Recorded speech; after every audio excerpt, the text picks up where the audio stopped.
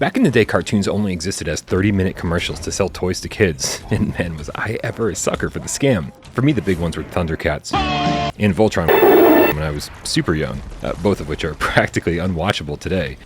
Things have gotten a lot better throughout the years though, and beloved IPs are usually given a lot more of the love and care that they deserve. So when Transformers Beyond Reality finally came out last week after numerous delays, I was excited to don my PSVR headset and play something new.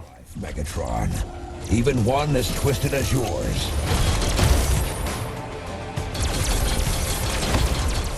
Despite quite a few negatives that I'll get into soon enough, things do start off fairly well here. You're equipped with the standard blaster with infinite ammo and just a ton of things to shoot. Enemies pop in constantly, and shooting barrels and cars will reveal health, power-ups, and energon, which is the game's currency. And just to keep you moving, beams occasionally get fired across your path, requiring you to crouch, and physically dodging incoming attacks is just as important here as a good offense if you want to survive. In other words, you might get a surprisingly good workout here unexpectedly.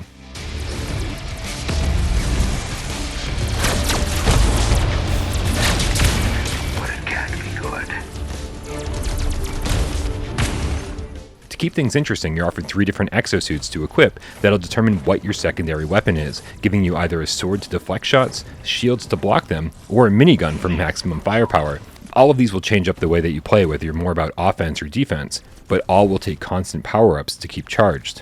I started off using the shield because of my training on PSVR Classic Archangel, but soon found out just how much fun the other options were, especially once I started leveling up my stats between stages. Something else at play here. And really, there are quite a few stats here to upgrade. Collecting energon throughout each level will allow you to power up your life meter, along with your standard, secondary, and ultra attacks. It's additions like this that make Beyond Reality feel a bit more than the sum of its parts, which is fortunate considering that all the parts here aren't exactly what you'd call amazing. The first issue I encountered came from firing my main weapon. It's a standard blaster and one that you'll want to fire as quickly as possible to take down enemies before they get a chance to fire at you. But it suffers from the same problem that Evasion did at launch, where you need to pull the trigger for every single shot you fire. So by the time you're 2 levels in, your trigger finger will start getting sore. It's why most games either focus on precision shooting with headshots, or give your weapons a rapid fire by default with some sort of overheating mechanic to keep you from abusing it. Transformers actually does have a rapid fire power-up that lasts a few seconds, but it only serves to prove that this just should have been the way that your blaster always fires.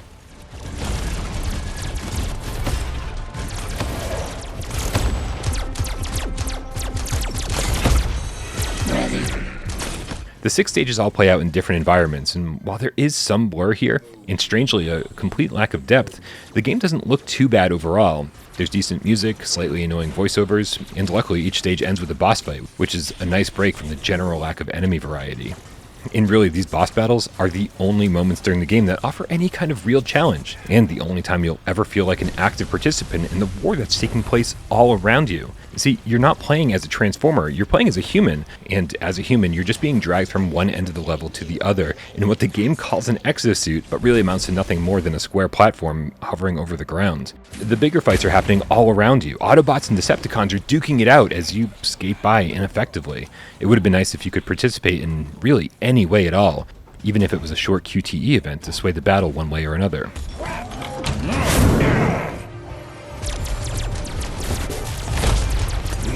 End this war.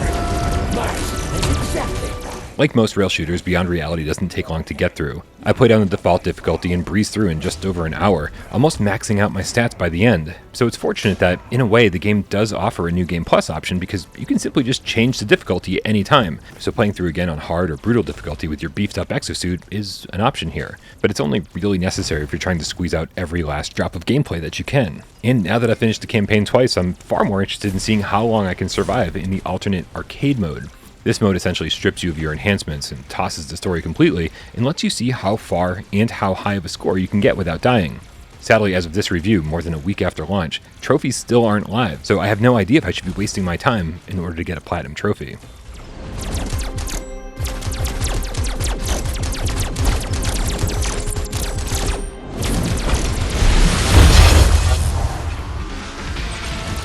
For Transformers fans, this does seem like a decently fun romp through the universe. They'll assuredly be far more interested in the comic book style panels that tell the story between levels and the battles that are happening between the Autobots and Decepticons in their peripheral than I was. But whether you're a Transformers fan or not, there's no denying that this could have been so much better, so much more interesting, and far less tiring to play than it was.